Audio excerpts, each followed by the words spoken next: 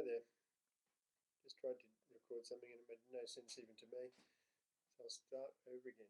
Okay, I've got three designs that are all based on the performance shortboard in a general theme, and they all have little bumps in the plan shape.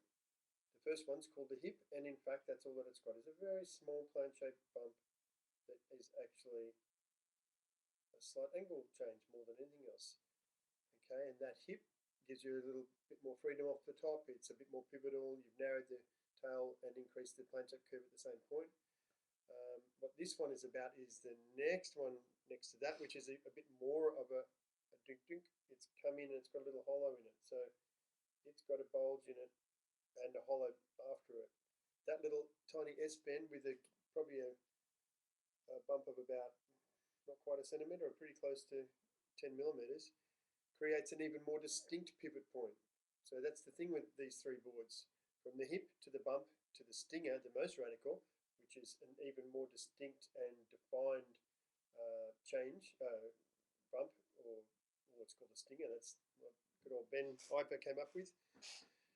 Yes, Fitzy came up with a flyer. Don't know if anyone's ever come up with a bump because it's not a sexy name. And a hip was made famous and popular by Tom Curran in the 80s. So that's what the hip is about. The bump was even earlier. Mid-80s was Curran with the hip.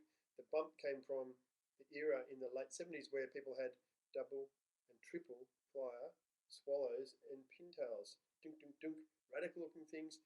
Based on wide platformy boards, it created a much more pivotal tail block as against a big, wide, bopping square like that. So this curving in of the plan shape at the back while retaining a smooth line creates a plan shape that pivots with a rocker and thickness distribution that drives and flows. Not a bad combination, especially if you shrink the board. I mean, we don't need to have big slabs to glide around anymore because the average surfer now is probably quite a lot better than the average surfer 20 or 30 years ago. So that's what I'm doing.